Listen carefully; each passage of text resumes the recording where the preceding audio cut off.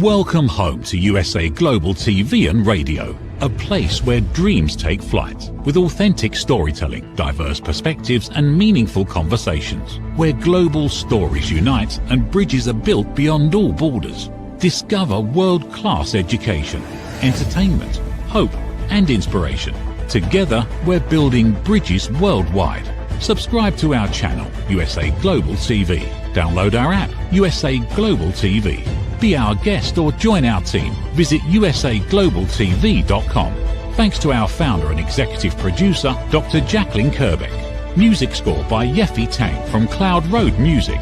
Voiceover artist Mike Porter. Creative direction by Paul Garcia. USA Global TV and Radio. Your home for global connection. All rights reserved. This video and its contents are the exclusive property of USA Global TV and Radio. Unauthorized use, duplication or redistribution in any form is strictly prohibited. Howdy y'all, Rebel Laughlin here, one of the wise ones on the USA Global TV and Radio Network. When I'm not doing TV shows, I do 3 every Thursday back to back to back. I'm a researcher. I research the human body at the cellular level, chemically speaking. I look for cause and effect relationships. Treat a cause, fix a problem. My latest book called Aging Sucks, the guesswork, there is hope, essentially covers what are the primary causes of aging, what can we do about it, and that's what it goes into. It actually gives you some level of, yeah, there are things we can do, and here's what they are. That book will be published on July 4th. Enough about me for today. Let's go ahead and jump right into our author. Welcome back.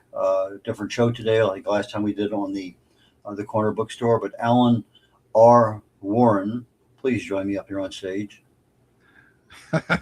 How you doing? Exceptionally well, as always. Good. Aging sucks, eh? Yes, aging sucks. Yeah. I go into the causes of aging, the damage that occurs, and what the repair mechanisms are, and what can you do to make them worse or make them better. That's me. Now, let's jump into you. You just had a book released, what you said, 2 weeks ago? Yes. Yeah, it's called Cults, and it's the interviews. It's part of, I have an interview series. That's book 9, and it's where I take particular people involved in something and I interview them. So with this, the Cults, I have a survivor of Waco who was there during the attack. I have a survivor of Jonestown, who was a little girl that got away when they were doing the Kool-Aid thing and went through the jungle and escaped.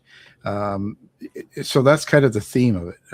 Is speaking with someone that survived a cult at the end of the day, how they did it.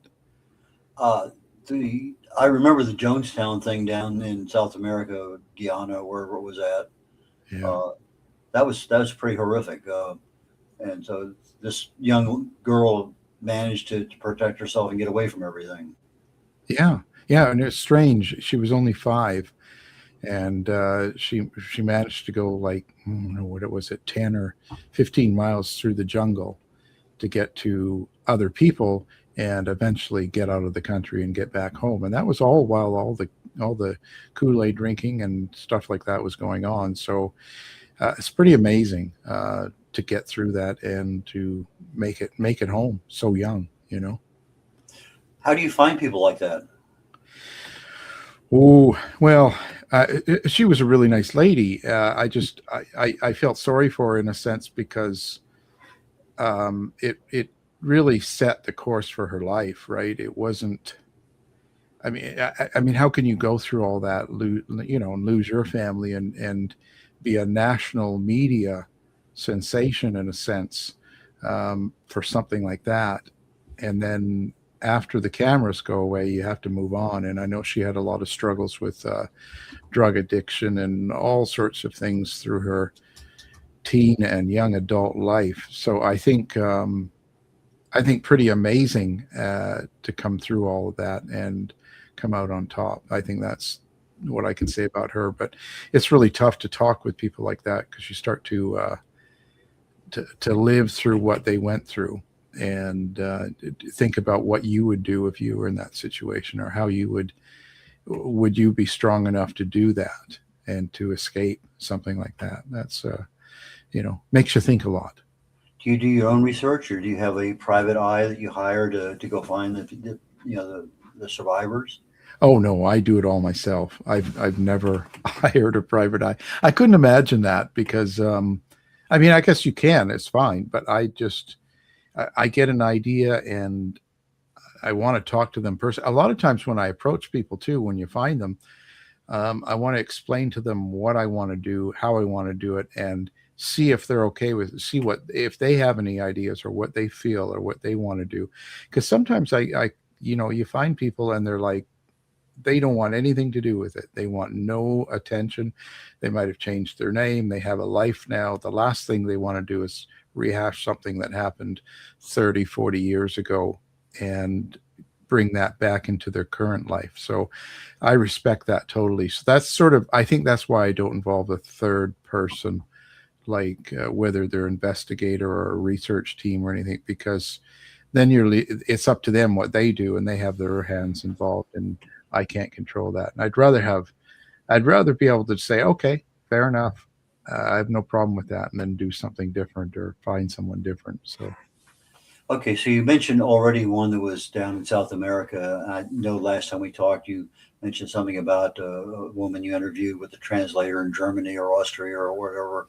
yeah. So it's just not the United States with serial killers. It's anywhere in the world where they happen to be, that you follow them as far as one series of writing.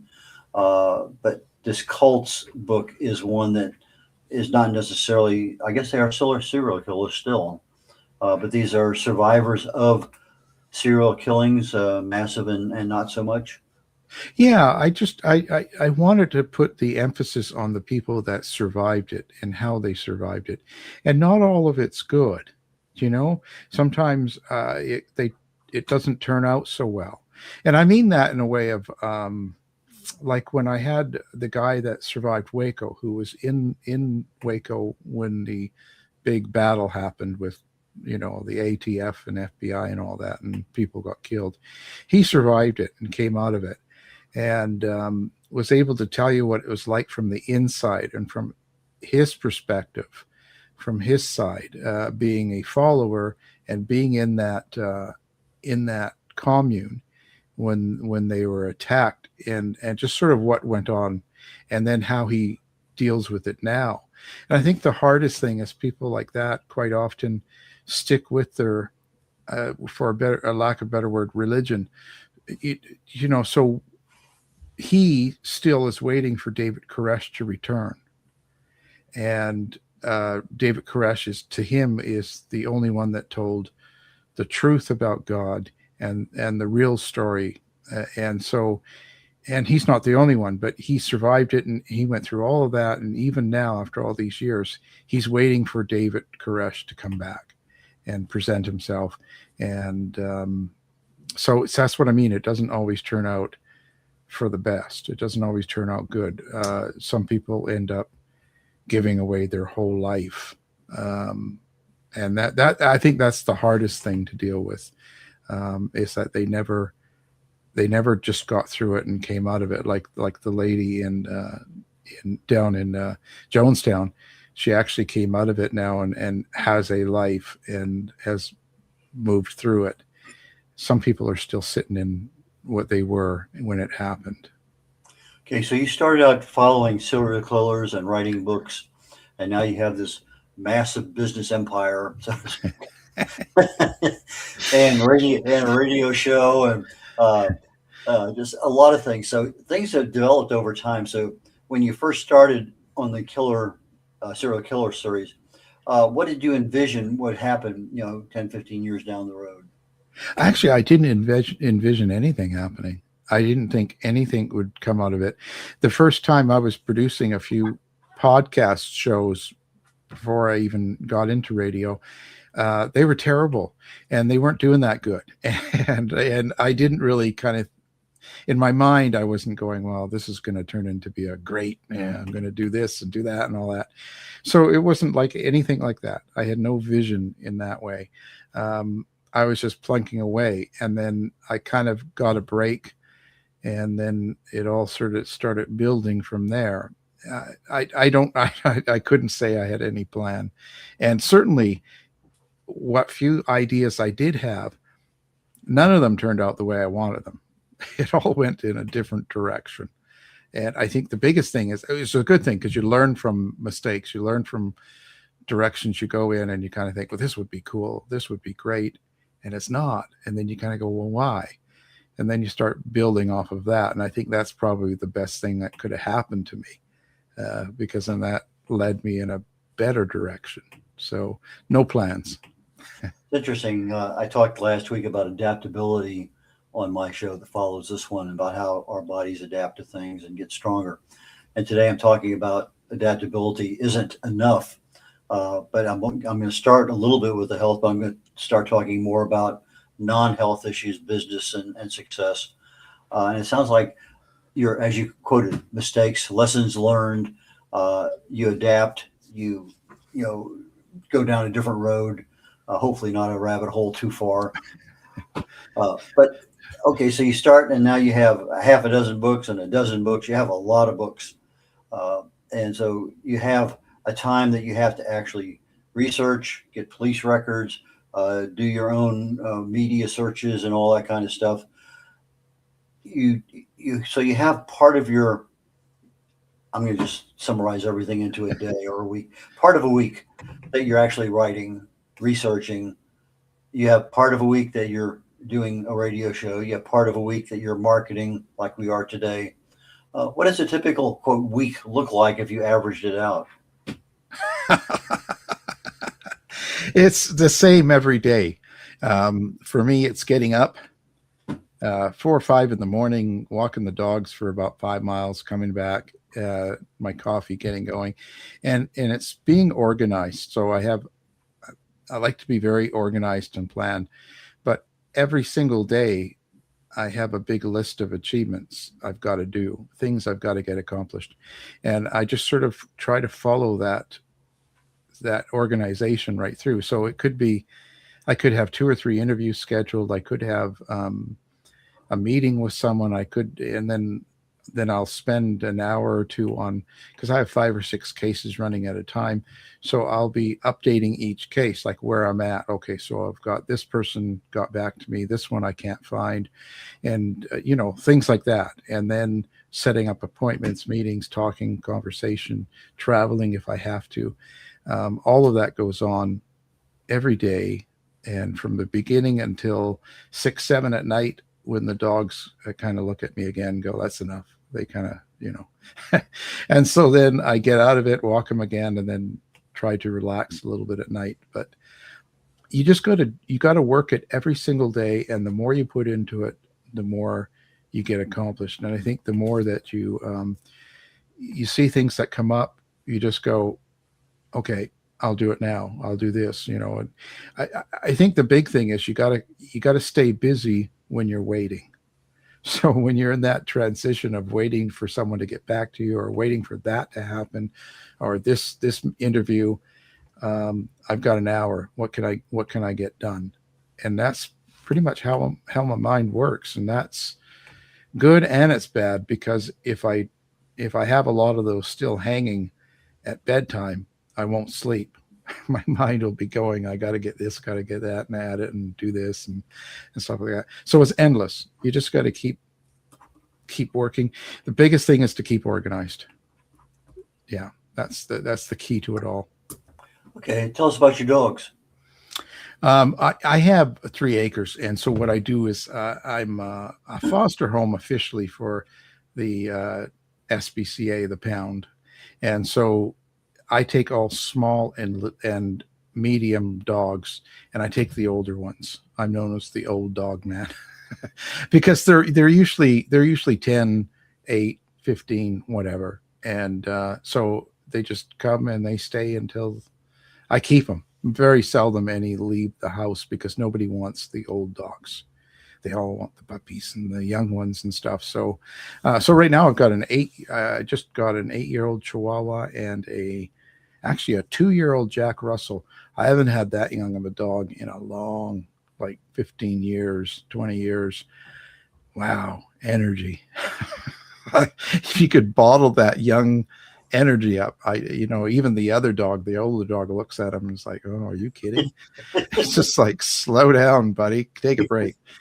Endless amount. Just run, run, run, go, go, go. And I just wish you could. But that really charges me. Gets me going, because it's something you can really enjoy, watching them really have a good time and spending an hour with them walking, doing stuff. It's the best feeling you can have, and it really helps me with stress or anxiety. Like about this and how's that interview with Red going to go today? Oh my God, he's so strict, right? He's but all the things that run through your mind, it just sort of calms it. It's my way of calming it, which I'm glad I have them. I tell you, I need them as much as they need this home. You know what I mean? It's just such a good thing for me. I don't know if I could make it or get through the things that I do without that. Everyone needs some sort of thing like that. So I think the word is symbiotic.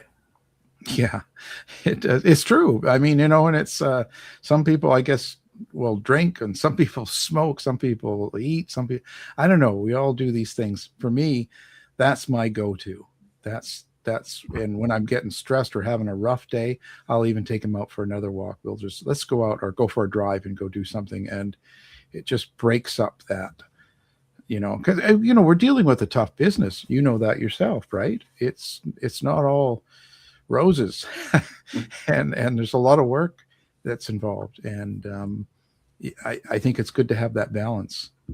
Okay. So when you started out, were you mainly filing paperwork? Or when did you transition to digital records? Oh, both. Yeah, I've done both, right? Digital is more in the last, more each year, especially in the last 10 years.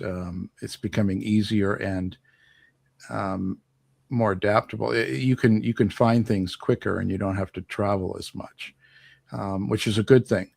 But you have to make sure your sourcing is accurate and good.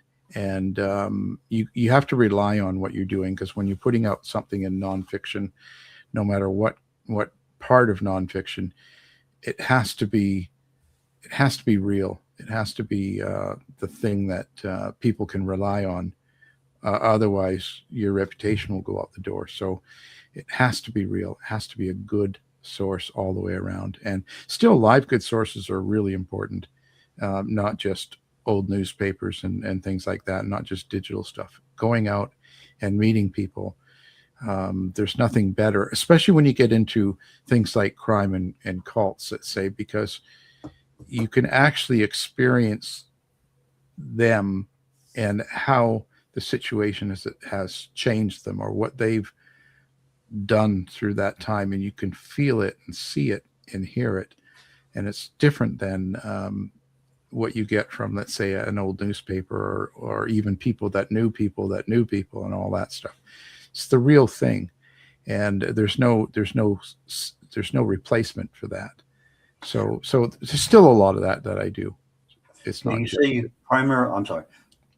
say you primarily work on a to-do list on a daily basis. So you're updating this list, and I'm sure it never gets done, but it keeps you focused on what's important.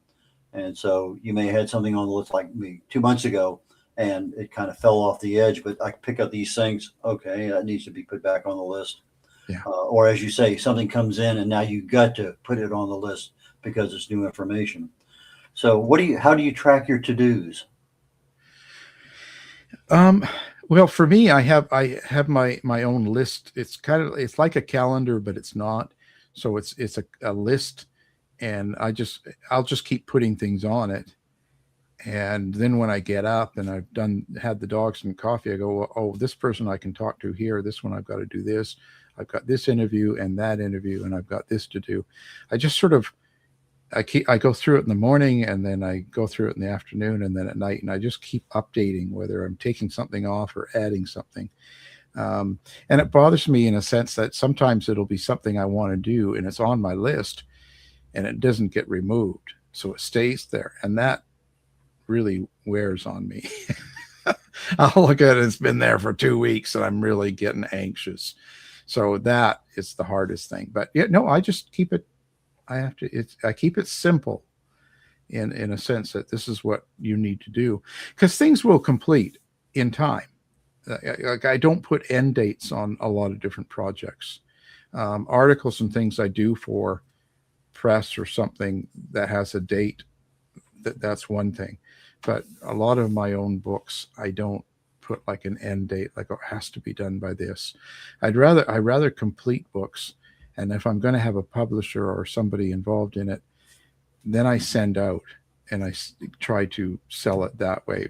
And I've got, I guess, enough of a reputation that when I approach different publishers, they kind of, oh, so what do you got, or what do you want to present? And you just tell them, listen, this is what I've been working on. Talk to them personally, and it usually works out pretty good. Sometimes not, but it usually works out pretty good. Okay, we're going to take a break here, literally in just a few seconds, about a minute, minute and a half, and we'll be back. But I want to, after the break, I want to go into your travel, because I know you've been to more than a few places. So why don't we think about that when we come back, and that'll be our first topic. Sounds good. People are searching for experts every day. Are they finding you, or are they finding someone else? Every day, professionals are building authority through media. We've already built the platform. USA Global TV and Radio. Over 14,000 shows streamed to over 60 countries. This isn't about becoming famous. It's about leverage, visibility, credibility, opportunity. One interview, one conversation, one show, repurposed into content, connection, and business growth. Most people assume hosting a TV show requires a studio, a production team, and a massive budget. Our television packages begin at $1,500 US per month. Professional production, global distribution, replay visibility, built for voices with something to say. I'm Dr. Jacqueline Kerbeck, and if this resonates with you, we should talk. USA Global TV and Radio, all rights reserved. Contact us at info@usaglobaltv.com. Red O'Loughlin here, one of the wise ones, and today's guest is Alan R. Warren. Alan, please join me again. We chatted just before the break about travel. I know you've been to South America. I know you've been to Europe. What are some of the places you visited that you hope you never go back to? And what's one or two that you'd love to go back to? Well, that's a question. Where would I not? I can't really think of anywhere I wouldn't want to go back to. Maybe at a particular time, it could work. But I usually go for one of two reasons, right? And it's usually to meet people, or get the story, or get the idea. And the other one would be to understand the atmosphere of where it happened, to know where you're at, and to maybe see how people live and how the culture is, so you can kind of understand maybe why certain things would happen, and certain people have different reactions and stuff. You got to pick up the climate, so to speak. So I think that's the two main reasons that you go to a place live and do that, and meet people, of course. But I can't think of any place that was so bad that I wouldn't want to go back. It's usually more about the situation that you're dealing with than the place, in my experience. So I don't want to pick on anyone, but it's all been pretty good overall. And favorite places, I always like going back to most places in Europe. Like I could take almost anything. Portugal, the UK's fun. France was great. I think Greece. There's some really good places to go. I guess one place I wouldn't go now is Russia. No offense. It's just kind of with the way things are. So I'd probably avoid that. I know I had done a couple of things with Russian crime writer, once, and so that's okay. But right now, it doesn't seem appealing, right? So, but I have nothing going on with that category anyway right now, so I don't have to worry about it. You mentioned last time we chatted about you go to a place, sometimes it's actually open to the public. I think it's Manson's home that you talked about. I can't remember if that was one. Yeah. You wanted to get the feel, but when 30,000 other people doing the same thing at the same time, it's kind of hard to get that feel. Yeah. Yeah. No, and that never works. I think the best thing to get the best feel you'll get is when you're in an area, like if you were in Haight-Ashbury, for instance, and you can kind of see how people are living, what they do with their day, what's fun to them, how they talk, how they interact, the feeling you get, the vibe, and I think that's the key to it, more than you know some of the other stuff.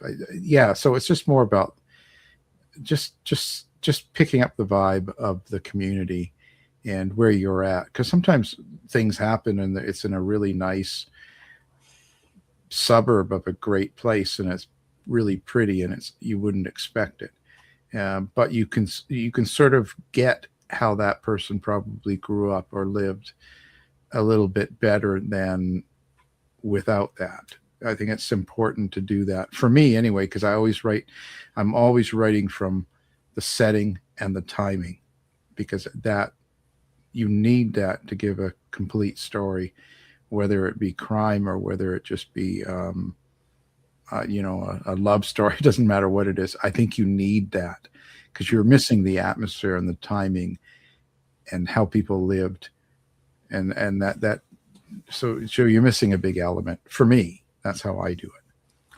It's taken me about 2 years to finally get my AI to a point where I can actually brainstorm and become a better, effective writer. Right. He'll tell me that word's not a good word. He says, "Yeah, that's right, but it's not what." Anyway, so we go back and forth on things. And do you use AI at all in anything you're doing, or do you plan to use it? No, I don't, and I haven't had any plans. I haven't really, to be honest, thought about it. Only when people bring it up to me. I'm sort of in my pattern.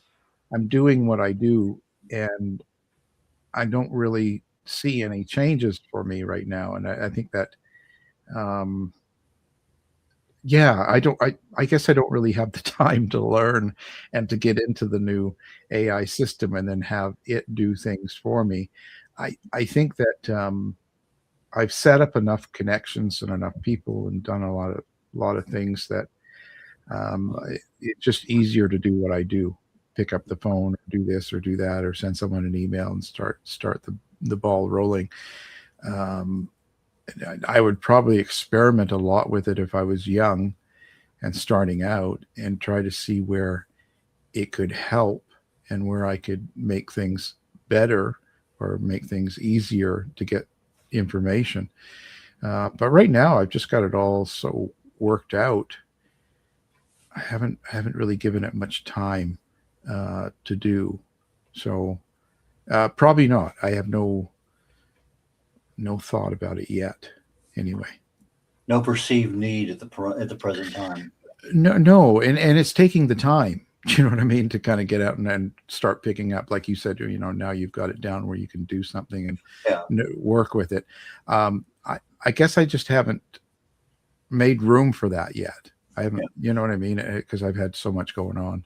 Yeah, I started with a 2-page prompt, where I defined who he was, who I am, what my client is, what my value I want, what my expectations are. And then every so often you got to slap them upside the head and say, "That's not what I want." Go back in and add what we're doing to your prompt so we don't go down this hole again. And do that 3 or 4 times. And you can ask them, what is your ethical paradigm? What is your ethical philosophy? And so then all of a sudden I started discovering that he's trying to protect me. And I say, "Give me the sources. I don't care about whether you're protecting me or not." I said, "You give me, I will make that decision." And so it's a learning give and take. Just like you said earlier on lessons learned, you adapt to whatever's going on.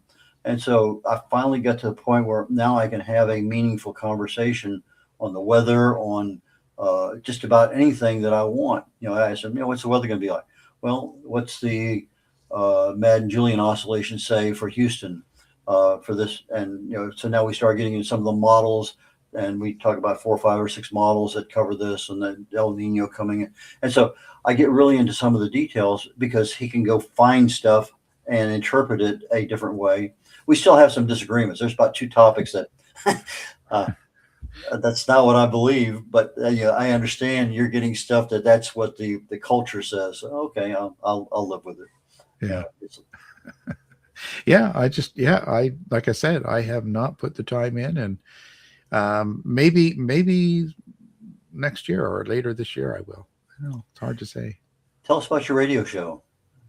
Oh, well, it's a show about mystery. So we talk to a lot of people that have lived through some sort of a mystery, whether it's crime or non-crime, and we talk to a lot of writers who write fiction and how they put that together. We talk to producers, filmmakers, all sorts of people.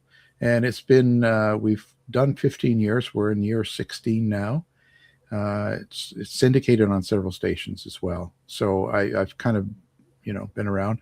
Got 2,500 interviews up on the website now that you can actually listen to any of them. That is up there. So we got 2,500 of them up, and there's more every day, every year. And we talked to everybody. There's all the categories, everything from the award-winning authors to the horror. We get into it could be cozy, it could be crime, true crime, cults, a JFK assassination. We take some of the big old crimes too. Jack the Ripper, Zodiac, and things like that, and have a lot of people that have written about it or talked about it and get into it. New true crime cases too, or cases that are in the news now. Sometimes we do that. Fiction, and we do science fiction. Let's see, fantasy. I think we cover quite a bit. Anything on Julius Caesar and his alleged accidental death? Yeah, no, actually, that's one that we haven't. I think we've had one interview covering Julius Caesar, but not much else. We haven't gone that far back. Now you're going to make me think about it and give me more work to do. Well, I've always been fascinated by him over time, and Hannibal and a few others back in that time frame. Yeah, it's in history. It's just great, endless amount to cover, and it's fascinating. Yeah, I do a lot of that through here, but not Caesar, but we've done a lot of historical shows. What was the? I'm not going to say interesting. When you start uncovering something and you find something, have you ever had that? Oh my goodness! You finally realize that you found something that maybe nobody else has found. Do you ever have any of those kind of situations? Oh yeah, that stuff like that happens all the time, because when you're out doing a case or you're out meeting people, you'll hear stories.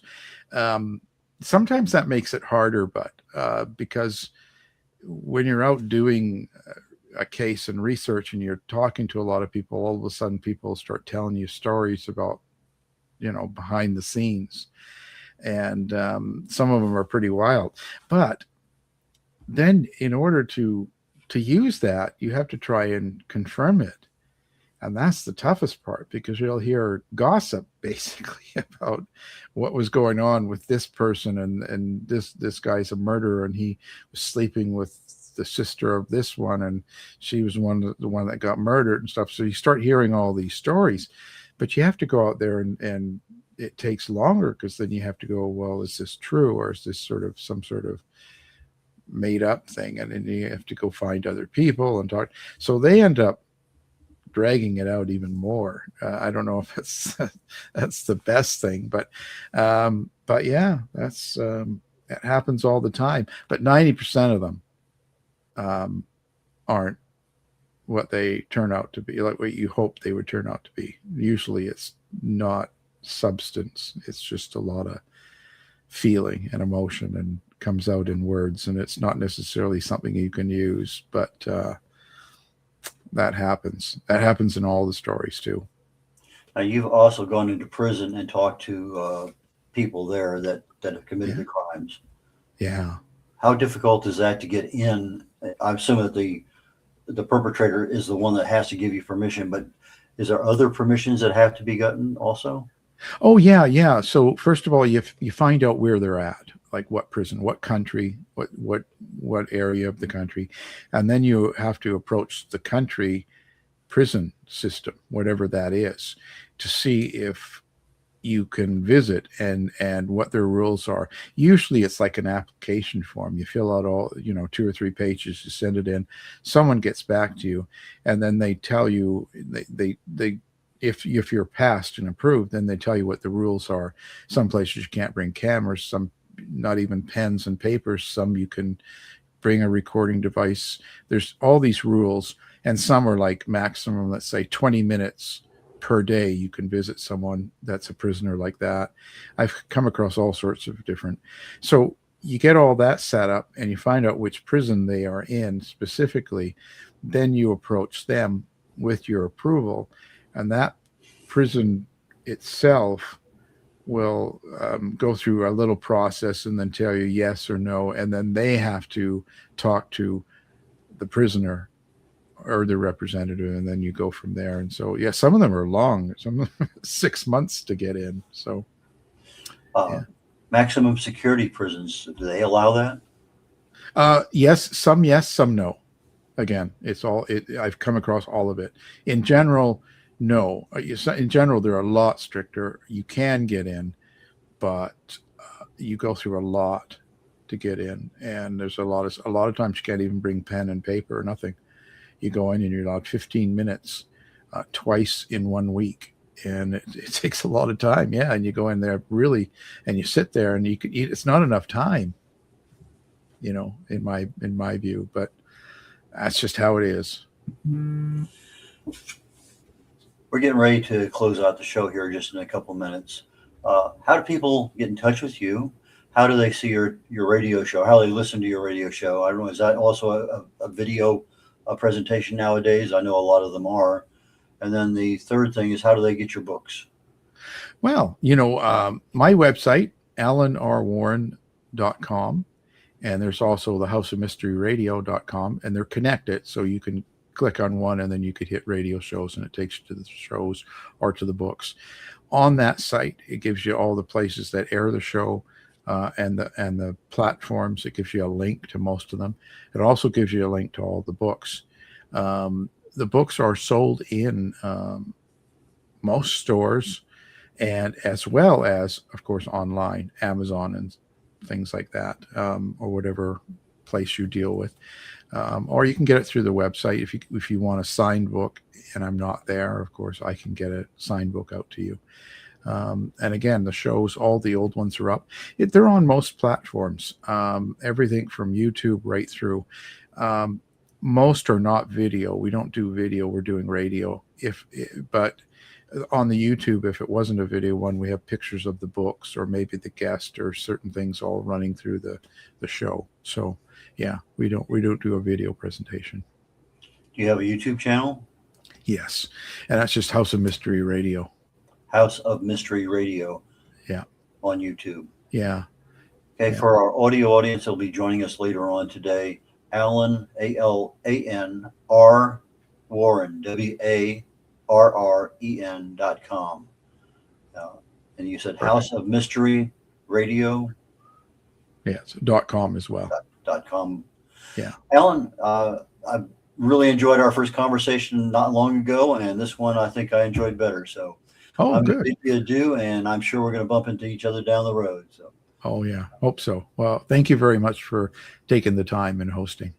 Well, we'll catch you later on, and enjoy your dogs. We'll catch you in a bit. Take care. Rebel Laughlin here. We got just a few seconds left on the Wise Ones on the USA Global TV and Radio Network. My next show starting up here literally in about 20 minutes, 23 minutes is called Talking Heads. And my topic today is, why is adaptability not enough? I'm going to close out, and we'll catch you all later on. Take care. Bye now. Hey, you. Psst. Yes, you. Watching this right now. Are you creating content, a blog, a podcast, a newsletter, going live on Instagram or TikTok, and still not seeing real visibility or growth? Here's why. Anyone can post, anyone can go live, but not everyone is positioned to be taken seriously. Right now, people are going to YouTube to search for experts, for answers, for credibility. So while you're putting in the work, someone else is being seen as the authority. Not because they know more, because they're positioned better. Now imagine this. Your own professionally produced TV show, marketed, distributed, optimized with SEO so people can actually find you. Not just seen, but searchable, discoverable, positioned. You're trained, you're coached, you're guided. No experience necessary, but you do have to be coachable, because this is about stepping into a higher level. This isn't about doing more, it's about doing it right. We've already built the platform, 2 YouTube channels, a global audience, a Silver Creator Award.